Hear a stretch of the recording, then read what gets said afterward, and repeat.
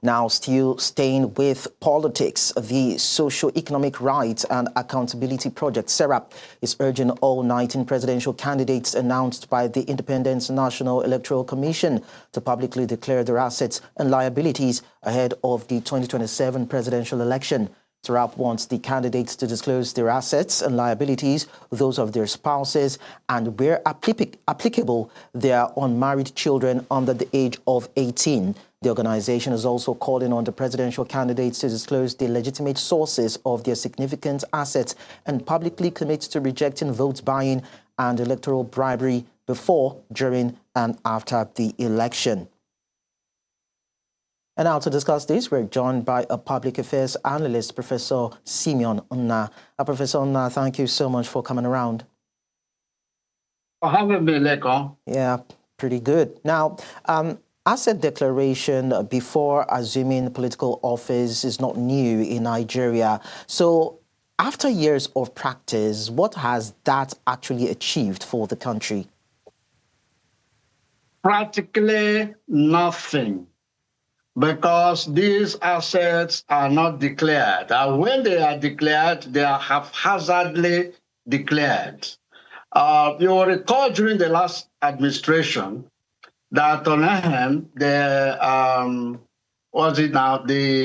Attorney General, it's not, the Chief Judge of the Federation was sent packing because they said he did not declare his assets. But even, it's not just political office holders, even civil servants are supposed to declare their assets, if you look at the Constitution very well. So I don't know why it is difficult for them to do that. If they are doing that effectively, recall that Sahara Reporters published recently of a particular person that was a former governor who is now a minister, that the children has houses and the wife has houses in Abuja. And in the United States of America, and one would ask how students will get that kind of money to acquire houses in the United States. We equally saw lands being allocated to them in Abuja, what few billions of naira. And the question is, what job are these children doing that will enable them to acquire such projects? Yeah. And when the father was questioned in one of the television stations, he said, are the children not Nigerians? Are they not entitled to own properties? The question is, how did they make the money to acquire this property? I think that's why SERAP is asking these questions, setting the agenda now, that this thing should be done before this election. So basically, is it safe to say that it's more or less like a charade with having them, telling them to declare? I mean...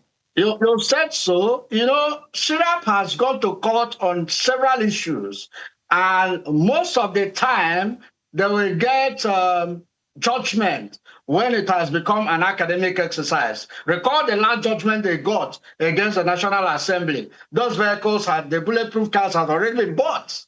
So the judgment was just an academic exercise, maybe for student lawyers to know that such things were said in the court in Nigeria. I think our courts are not helping matters because SERAP is doing a yeoman's job. At times when they are pushed to the wall, they are forced to go to court. They have obtained a lot of judgments, but some of the judgments cannot be enforced because before the judgments come, the deed has been done. So it just becomes an academic exercise at the end of the day. So I don't know why we are like this. I can't understand because this does not happen in other clans. Okay, so let's look at the other parts of SERAP's demand. Now, candidates are also being asked to disclose the legitimate sources of their wealth. And I'm just thinking about it. How applicable is this to a sitting president, especially amid questions about his source of wealth even before entering active politics? Not tying it expressly down to him, but someone, being framed in that narrative.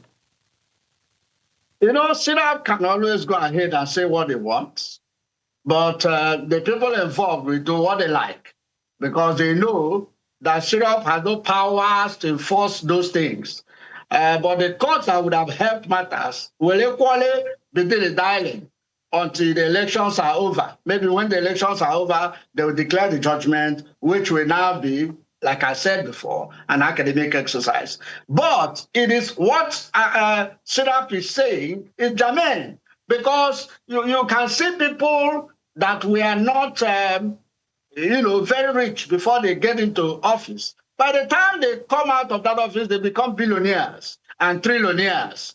The question is, how did they make those monies? That's the question you'll be asking, because they are becoming billionaires not only in naira, in dollars and pounds sterling. We've had them all over.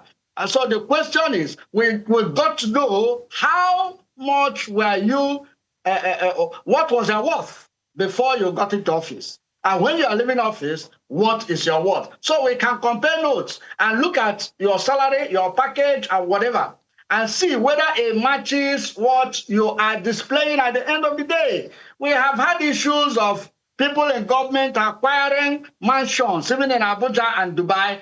And at the end of the day, if you calculate their salary from the day they started work to the day they will retire, and that of their children, it will not amount to half of what they acquire. Okay. You can see the one that is being paraded now, the former CJN. You see how much, Attorney General of the Federation, you see how much buildings he has acquired in just how many years? So in just 8 years. So then, issues. I think so amidst weak institutions and the ability to enforce laws or measures like this that should promote accountability, what can a country like Nigeria do? Because we can't just keep talking about it without, actions being taken.